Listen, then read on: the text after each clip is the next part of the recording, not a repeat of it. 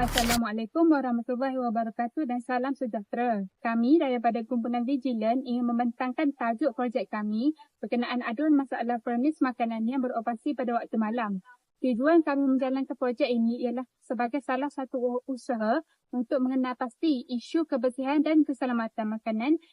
Kami bekerjasama untuk mengkaji masalah yang sering berlaku di premis makanan pada waktu malam serta mencadangkan beberapa penambahbaikan yang sesuai. Isu yang kami ketengahkan ialah peningkatan premis makanan yang beroperasi pada waktu malam seperti kedai masakan panas, kedai western, tom yum dan juga kafe. Premis-premis seperti ini menjadi semakin popular kerana ia menjadi pilihan masyarakat yang ingin makan pada waktu malam selepas waktu bekerja ataupun pada lewat malam.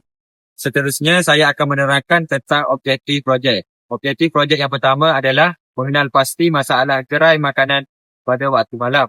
Yang kedua pula adalah meningkatkan kesedaran terhadap penduduk tentang risiko pencemaran makanan pada waktu malam. Yang ketiga adalah membuat aduan secara sah melalui platform yang betul.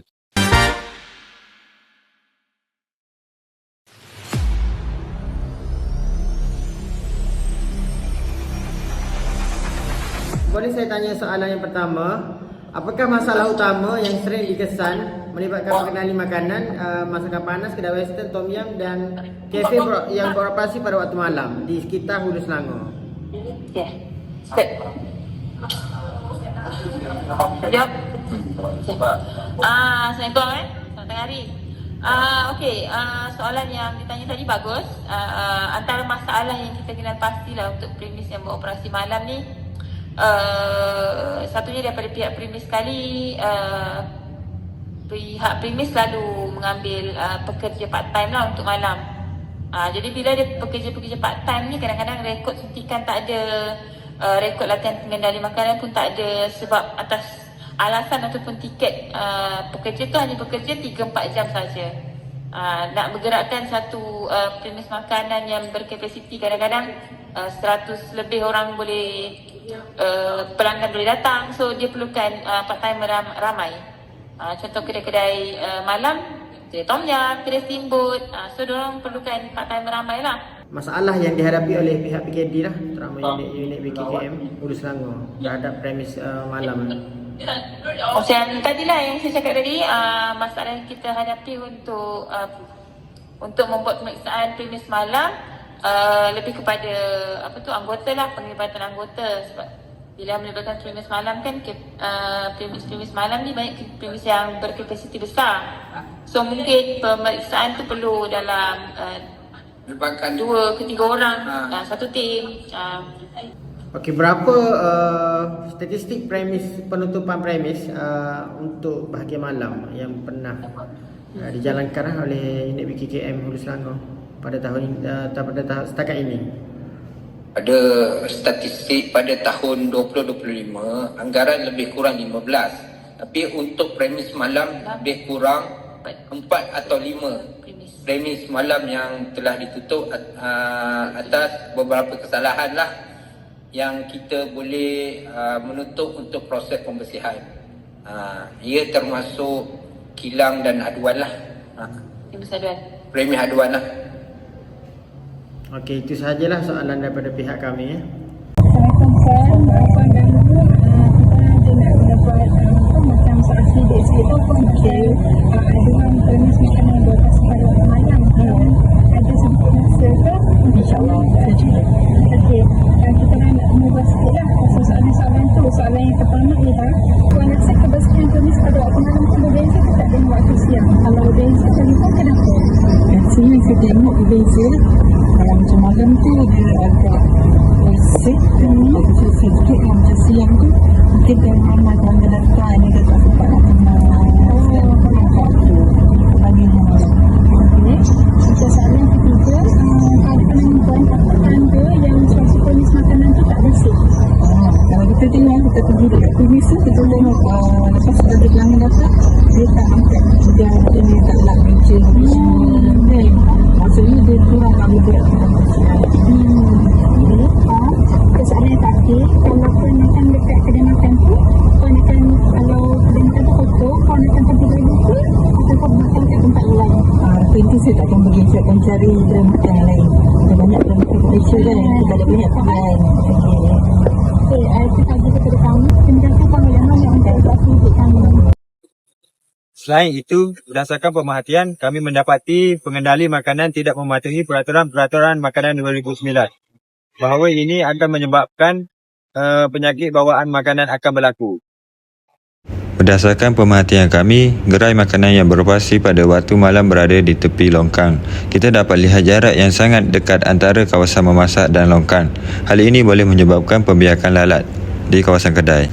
Seterusnya, premis ini beroperasi di bawah pokok rendang. Walaupun suasana kelihatan menarik, terdapat risiko daun gugur dan najis burung yang boleh mencemarkan makanan. Situasi ini boleh meningkatkan penyebaran mikroorganisma berbahaya yang boleh menjejaskan keselamatan makanan serta kesihatan pengguna. Terdapat longgokan sampah di hadapan premis makanan pada waktu malam. Keadaan ini boleh menyebabkan kehadiran haiwan perosak seperti lalat, tikus dan lipas. Sampah yang bertimbun boleh menjadi punca pencemaran silang kepada makanan. Selain itu, longkang tidak tertutup juga boleh mengeluarkan bau yang tidak menyenangkan serta meningkatkan risiko pencemaran terhadap kawasan penyediaan makanan.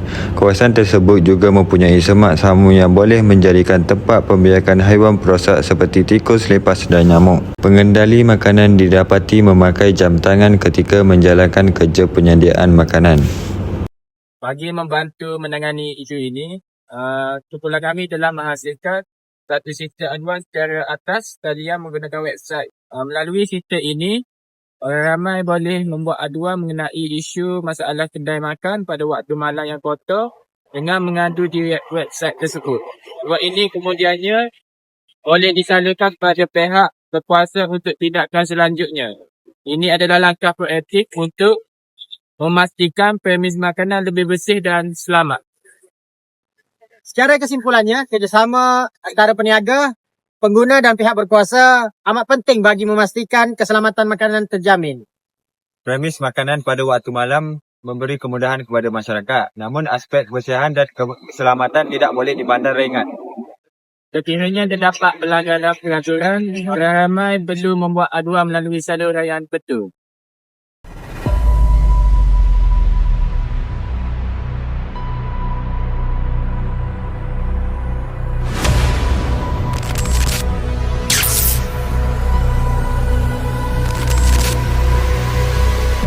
Dengan penuh rasa syukur, kami ingin merakamkan setinggi-tinggi penghargaan dan terima kasih kepada semua pihak yang telah terlibat secara langsung maupun tidak langsung dalam menjayakan projek dan penghasilan video kumpulan kami.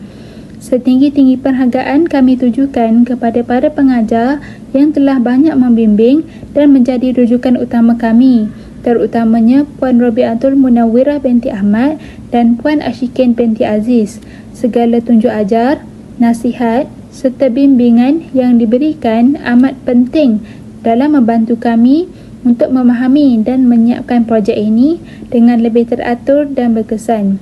Selain itu, jutaan terima kasih juga kami ucapkan kepada pihak Pejabat Kesihatan Daerah Hulu Selangor di atas kerjasama, sokongan serta panduan yang telah diberikan sepanjang pelaksanaan projek ini.